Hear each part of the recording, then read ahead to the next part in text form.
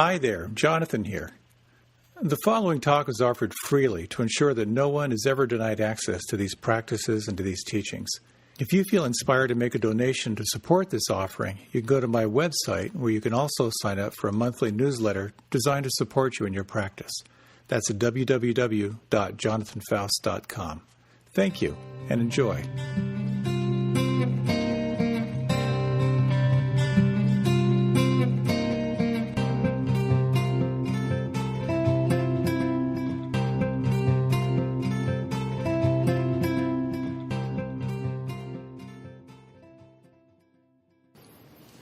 I grew up on a little farm in the Pennsylvania Dutch country, and we used to get our eggs and our milk from Harvey and Edna Dietrich, who lived over the hill, and they were in their 70s, and I used to love going there as a kid. They still cooked on a coal stove, and my father would always ask them to tell stories about what it was like to work with horses, and they were real farmers, and they were really getting up in age.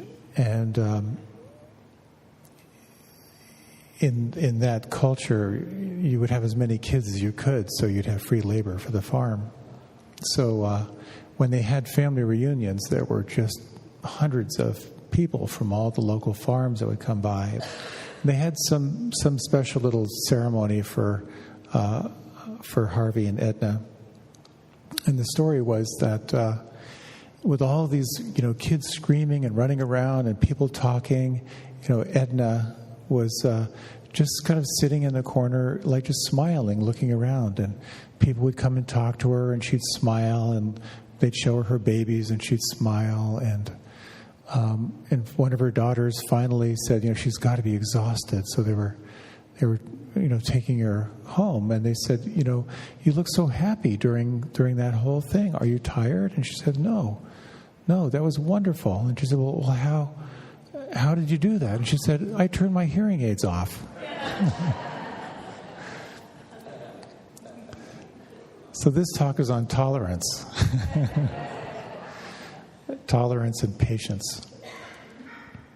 And this is part of an ongoing series on the 10 perfections, which are aspects of you that you can cultivate that will bring you more alive, if you will. And they can be seen as a progression, or you can look at each one separately. And as one of my teachers said, it's like a string of pearls. If you lift one, all the pearls will come with it. So just to review, the first is referred to as generosity, or dana. So the foundation is to cultivate a generous quality, generosity toward yourself and generous toward others. And you can see how that immediately kind of sets the field for a shift in consciousness. Because when you're generous, you're grateful. And as Tony Robbins says in his infomercials, you can't be grateful and angry at the same time. Gratitude and appreciation are like a drug. If you spend enough time reflecting on gratitude and appreciation, it changes your brain chemistry, it changes your whole approach, your whole perspective on life. So as you establish generosity, then you explore what could be called morality or virtue. And that is your activities will be informed from generosity, so you will naturally not want to harm. You will want to do good for others because you're grounded in that sense of a generous presence and generous spirit.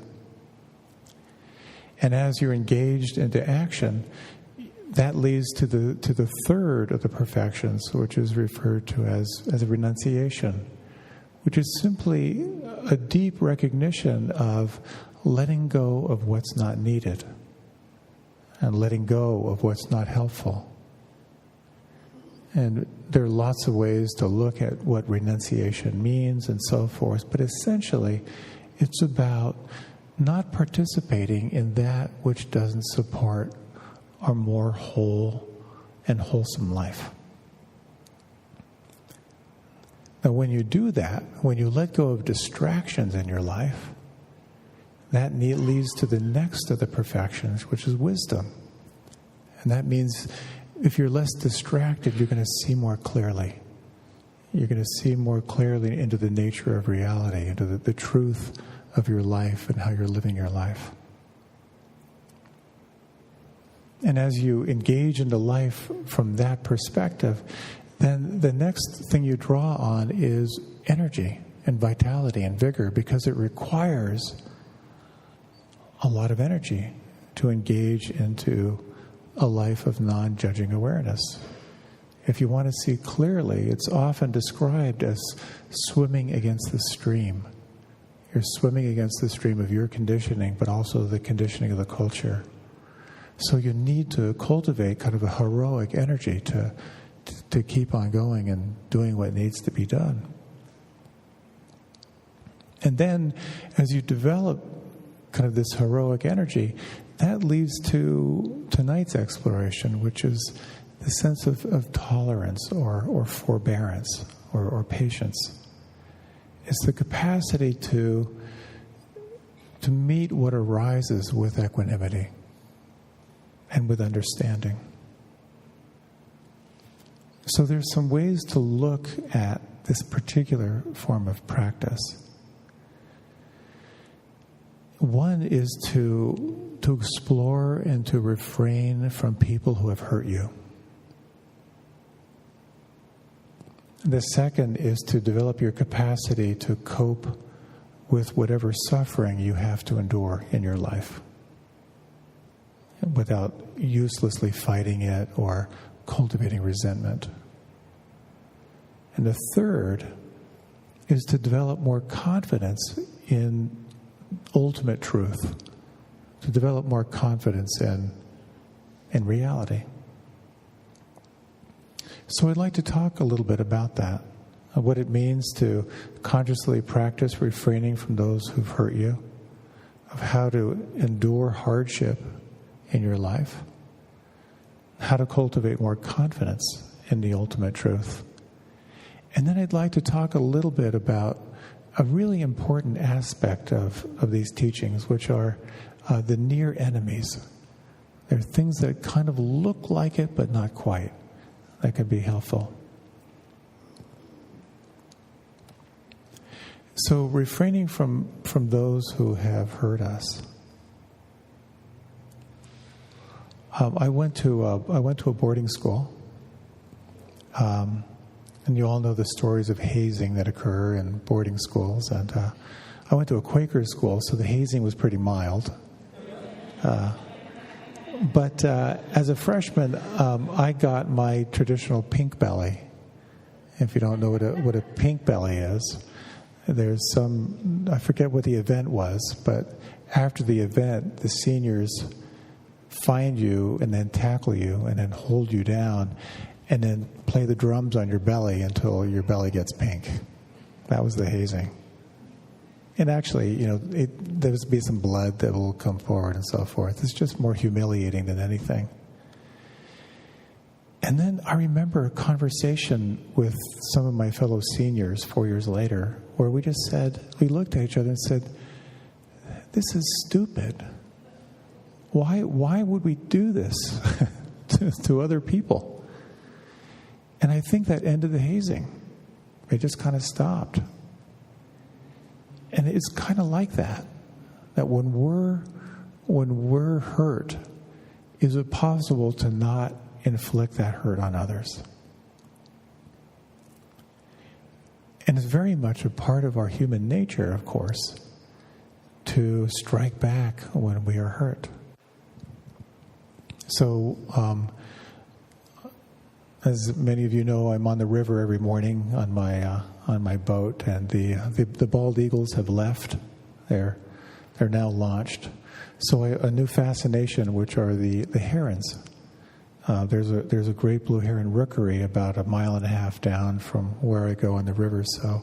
So this year, for whatever reason, there are a lot of blue herons. Like every 30 feet, there's another blue heron. And I've also been watching the hummingbirds. And if you've ever spent more than 10 minutes watching hummingbirds, you'll realize pretty quickly that hummingbirds are total abject jerks. Have you noticed that? They're the nastiest little suckers out there. And it's the same thing with the great blue herons. There's just some great blue heron just minding its own business, then another one will come over and attack it, and then, then it'll circle back and they'll fight and so forth. And we as a human species are not that different. We spend most of our time either dominating or avoiding domination. And hopefully, if our prefrontal cortex keeps evolving, we'll begin to recognize more and more that we're interconnected. And we'll begin to recognize that the pain that we inflict on others, we also feel and register on some level as well. And it's interesting, if you think about today, how many times today did you get annoyed with someone or judge someone? How many times did you feel someone trying to dominate you, or you were dominating someone else?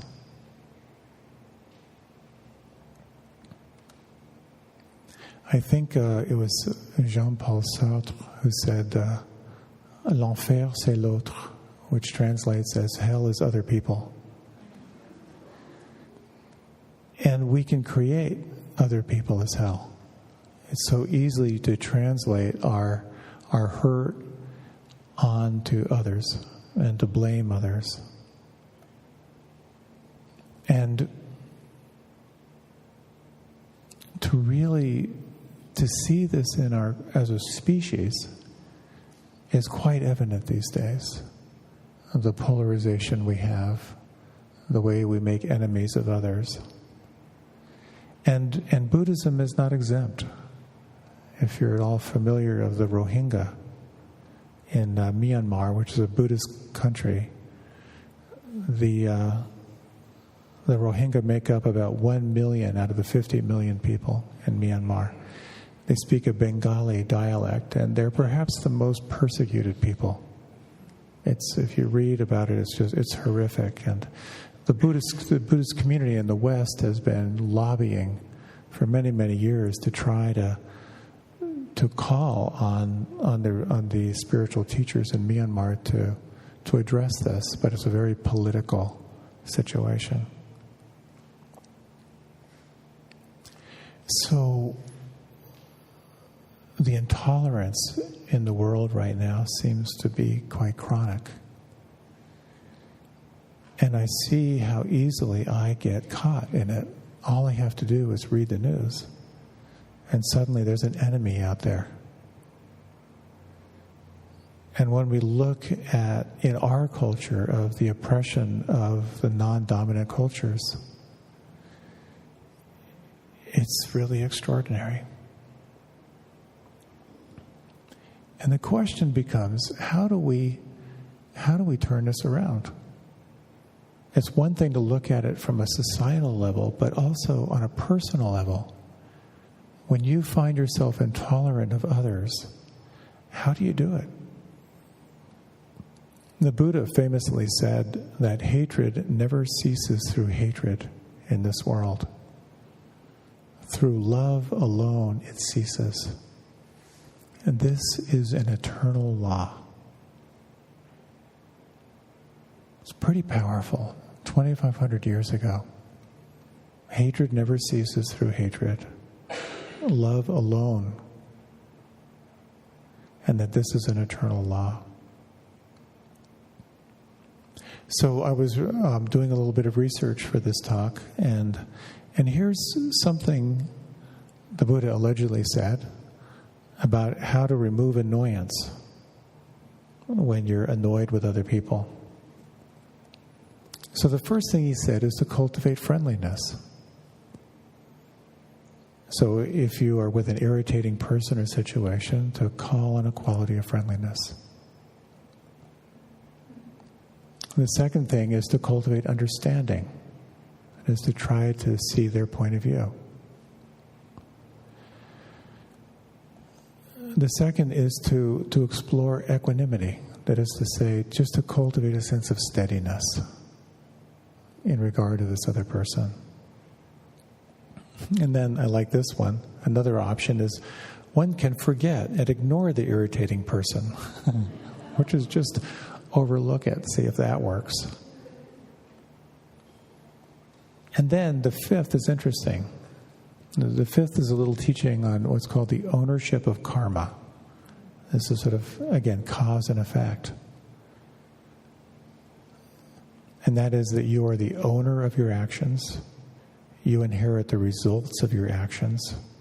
You are born of your actions. And you are responsible for your actions.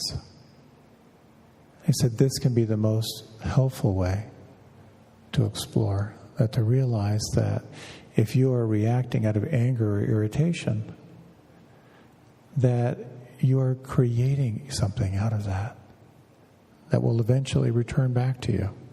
And just having that awareness can be helpful. So this is all part of what we call relational dharma. And when I think of your personal dharma or your personal path, it's hard enough to figure out, to really see into how your life is affected through greed and hatred and delusion. It's a full-time job. When you get into a relationship, it's at least 5 times more complicated. And then on a societal level, it's even more complicated. So it's very, very helpful to really explore in your relationships with others of where you lose your toleration of others and how you can cultivate a greater sense of understanding, how you can cultivate a quality of friendliness, but also how you can see more clearly into your own actions and if there are any choices that you might have rather than just instinctual reactivity. So that's one element of cultivating tolerance and forbearance. Trying to stay clear in the middle of this morass of humanity banging against each other.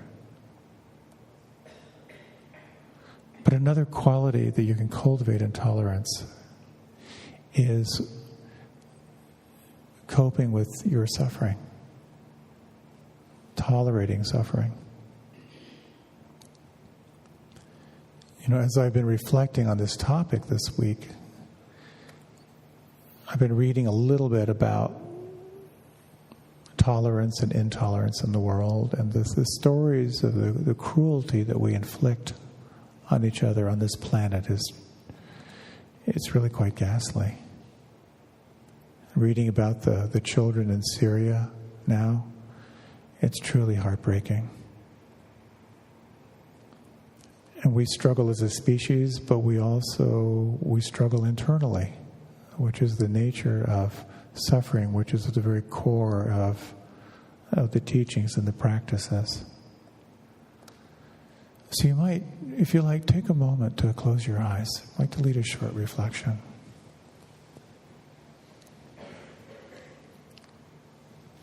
You might just turn your attention to your breath.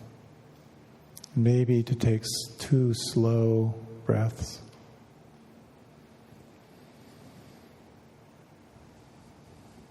And you might take a moment to reflect on a time when you've been chronically caught in some form of stress or suffering.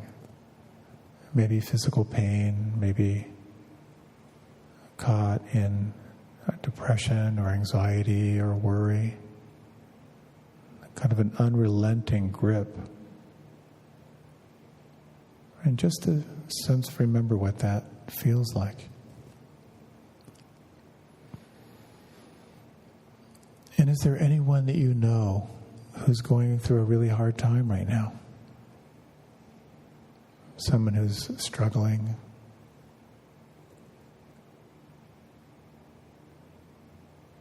You might take a moment to offer some kind thoughts to wish them well.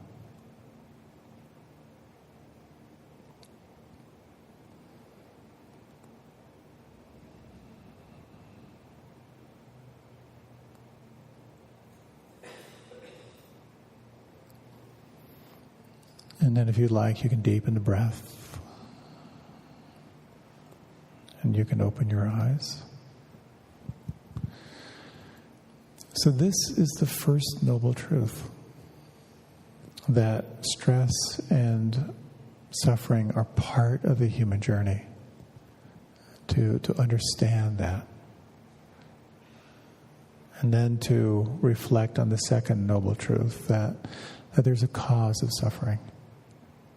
And the cause always has to do with some form of identification or gripping or an inability to let go. Which leads to the third noble truth, that it is possible to let go of suffering. To the degree that you can let go, you will cultivate a greater sense of ease. And the fourth noble truth, that there are practices that will lead you to a greater sense of freedom in your life. But the grip of suffering is at the core of this life. And it's helpful to recall that it is possible to be in pain without suffering. Not easy, but it's possible. I've talked about the migraines that I get from time to time, but other than that, I've been incredibly blessed in my life. I've never had any surgeries, no nights in the hospital, taken antibiotics maybe 5 times in my life. I've broken bones from doing stupid things, but basically remarkably healthy. And I worry sometimes what it would be like to be in chronic pain. I don't know how I could do that. And I don't know how people do it. But I have seen people do it, and it's remarkable. The capacity to endure chronic pain. There's some things in life that we have control over, and there's some things we don't have control over. And suffering can break down resistance. There can be breakthroughs. I know as I've been in pain at different times, sometimes have sort of transcended my personal relationship to it, to feel the pain that all beings hold. That's kind of rare. But at some point, each of us has to call on our capacity to bear this life. There's a wonderful story of Ajahn Chah, the meditation master who would wander around his community and ask people, and he would ask, tell me about your suffering. And people would share, their struggles, their anger, their worry, their physical pain, and so forth. And he would listen, and then he would always ask, can you bear it? Can you be with it? Sometimes people would say yes. Sometimes people would say no. And when he would say no, he'd always laugh and he'd say, you have rope burn. You have to let go of the rope. But each of us has to come in contact with our capacity to endure whatever suffering shows up in life.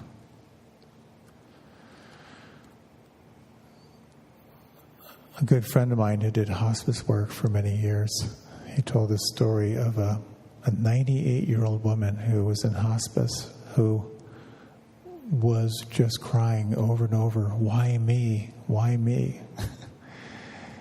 So that holding on is right there to the very end.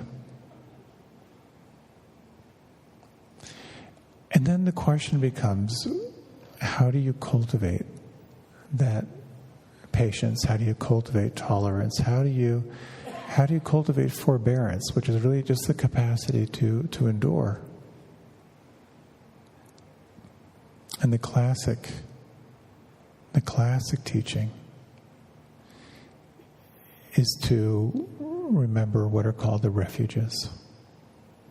There's an amazing story I don't know if it's true, but it probably is, of Tibetan monks who were severely tortured in Chinese jail. And after many, many years of horrible abuse, they were released. And they were asked, what kept you alive? What kind of spirit would keep you alive enduring so much abuse? And they said that they didn't die because they didn't want their tormentors to take on the karma of having killed someone. Really hard for me to wrap my brain around that one. But I imagine what they did is what's called taking refuge. And the classic refuges, the classic teachings, there's a range. Taking refuge in the Buddha. And every one of these has a range. You can see this as the life of the Buddha, of this man, if you wish. Sort of the allegory of his life can be very, very inspiring. But the word Buddha, in its raw form, simply translates as awake. So there's taking refuge in being awake. And I tend to see that as cultivating non-judging awareness. Can I, in my suffering, simply take refuge in being awake? And the second is taking refuge in the Dharma. And the word Dharma has different translations. It can be seen as a path, or it can simply be seen as truth. And again, depending on your interpretation, on your temperament, it can be taking refuge in the classic teachings of any tradition that really resonates for you. That's your home, taking refuge in those teachings. Or you can simply see it as taking refuge in what's true. In the midst of your challenges, what do I know to be true? Not my story, my embellishment, my preference. What is true? That's harsh, but that's a refuge. That's reality.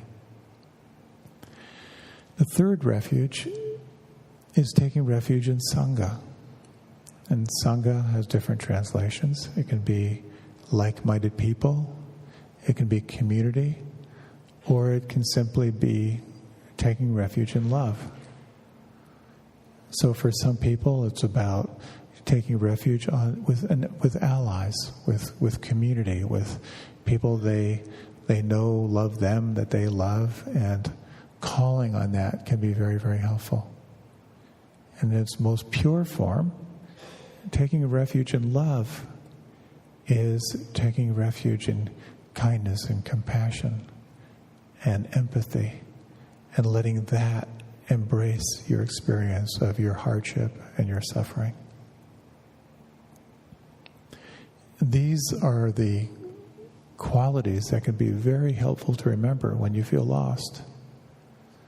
Taking refuge in wakefulness, taking refuge in what is true, and however you wire it up for yourself, taking refuge in love and compassion. So when we begin to see clearly, you begin to see a pretty fundamental distinction between your story and what's actually true. Between who you are as a small being making your way and who you are unconditioned awareness. So cultivating patience and cultivating tolerance can be a very powerful quality to draw on.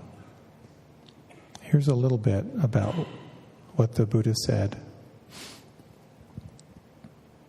He said the characteristic of patience is acceptance, and its function is to endure, and its manifestation is non-opposing tolerance. The cause of patience is understanding how things really are, and the effect is calm tranquility, despite the presence of intensely stirring provocation.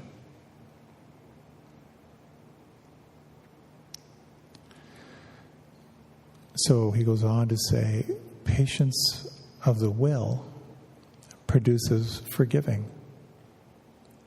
Patience of the intellect produces faith and confidence. Patience of the body produces resolute strength and tenacious endurance. One who patiently protects oneself protects also other beings. One who protects other beings protects also oneself. So in the midst of suffering, in the midst of your hardships and challenges, and particularly life is hard enough, but when you have a strong calling to be awake and to see clearly, you need that heroic energy. You need a quality of generosity. You need some tenacity. And you need tolerance, because this is a challenging path. But there's something to be aware of. And that is, while tolerance has these incredible qualities of sort of relaxing and opening to your life and not letting the winds blow you over, there's something called the near enemies, which is sort of the shadow side of tolerance. I like to think that we're evolving as a species. Maybe we're not. Perhaps the internet means that we're more connected, and while we can still polarize, there's more information out there and more voices represented, and maybe that's part of our evolving brain. I'm not sure. But one of the things we begin to recognize in cultivating tolerance is you see the intolerance out there. And then the question becomes, what is the shadow side of tolerance? And it can be complacency. How do we respond to the suffering around us? Do we just simply let it be? Or do you respond? Do you take action in some way? Martin Luther King said the ultimate tragedy is not the oppression and cruelty by the bad people, but the silence over that by the good people. So the question becomes, how do you find your balance between open toleration and acting from a balanced place inside to the intolerance of the world around you? It's a very, very fine line. I read about in Hitler's Germany, they found a journal by Brigitte Eicke, who was a teenager in Germany. And while the Jews were being deported, while the bombs were falling, while people were being arrested on the streets, she was training as a stenographer. And so she would keep a journal as a way of working on her stenography skills. And 70 years later, this diary has been published for the first time in Germany. And when you read the excerpts of it, that she was utterly oblivious to what was going on around her. There are these stories of when the bombs were falling at one point, that she went to the cinema, that she went dancing with friends. At one point, there was some kind of horrific thing that occurred, and her journal was all about this like really bad perm that she'd gotten, and she was nervous about what her friends would think of her.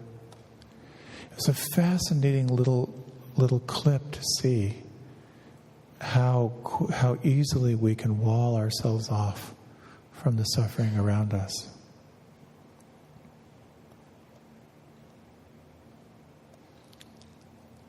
There was someone, Rinku Zen, who's president of a research center and an advocacy site called Color Lines, said that unless there's a noose hanging somewhere, people can't recognize there's racial discrimination present everywhere in our culture. So we become complacent in our lives. And there's a very fine line between complacency and tolerance. Can you sense this edge? It's very, very challenging. And so how we respond to our internal suffering and the suffering around us is a reflection of who we are. Some of us are reactive, we're fighters. A stimulus happens and we react and we want to go out there. Some of us are more conflict averse. We'll put up with a huge amount before we take action, and the action we usually take is to leave. So the question becomes, what is that balance for you? This is something I wrestle with a lot. How do I find that balance for myself? What I have noticed for myself is that when I get angry by the injustice I see around me, and I act out of that anger, I have a certain degree of effectiveness in the world. But when I can see the injustice around me and process it and act from compassion, it's a very different effectiveness in the world. So we each need to find that balance for ourselves. And I think too easily we can get caught in the world out there when there's so much happening in the inner world. How do we cultivate a presence of mind, an internal space where we can find that inner peace for ourselves? There's so many beautiful teachings that speak of how if there's going to be world peace, there has to be peace in the countries. If there's going to be peace in the countries, there has to be peace in the cities. If there's going to be peace in the cities, there has to be peace in the neighborhoods. If there is going to be peace in the neighborhoods, there has to be peace in the family. If there's going to be peace in the family, there has to be peace inside of you. So we have to attend deeply to ourselves before we can be effective in the world. So I'd like to close with a little meditation and to share something that where the Buddha spoke to his son about creating a mind that is unperturbed. So if you'd like, you can close your eyes.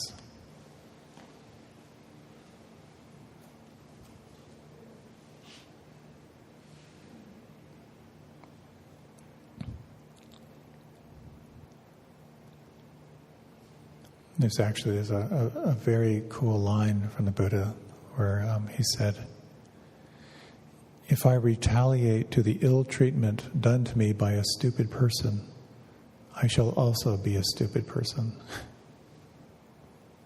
So here's what he said to his son, and I'll extrapolate a little bit.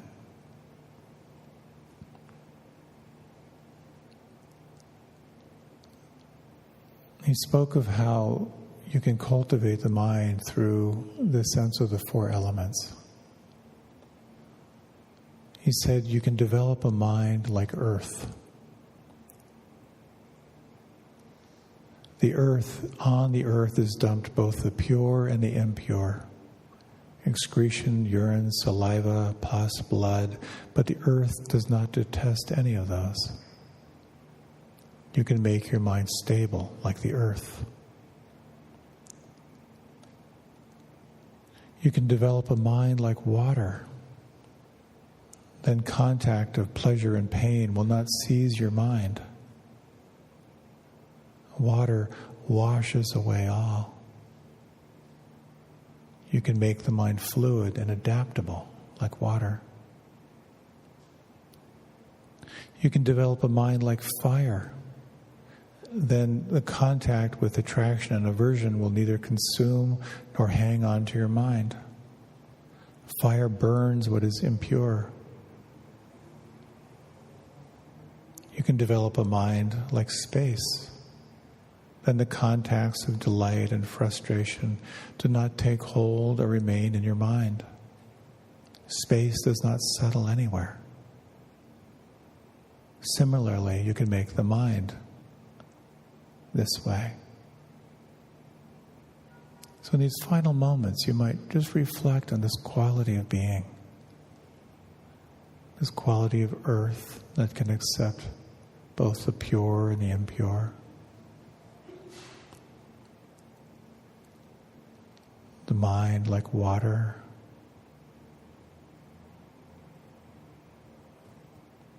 The mind like fire. And the mind like space. Vast, open, and inviting.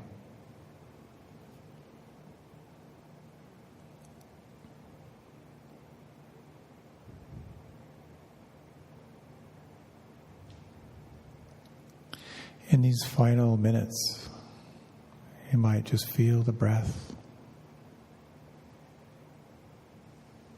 and feel this quality of deep and abiding patience.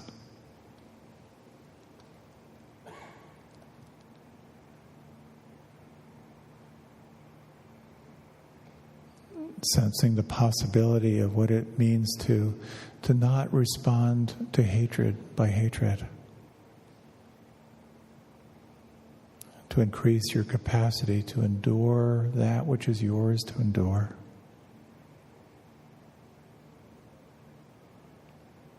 And what it means to increase your confidence in ultimate truth, the refuge of awareness, of truth and love.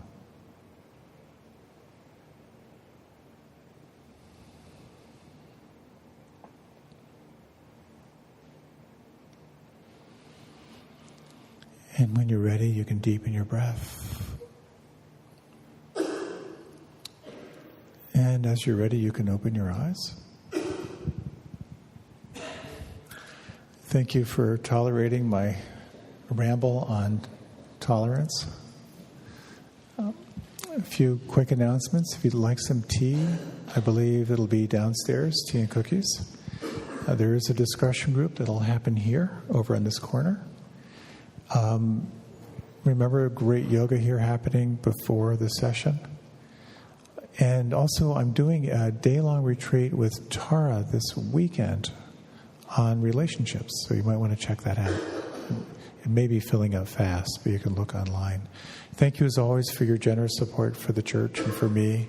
And I hope you have a wonderful evening and beyond. Thank you.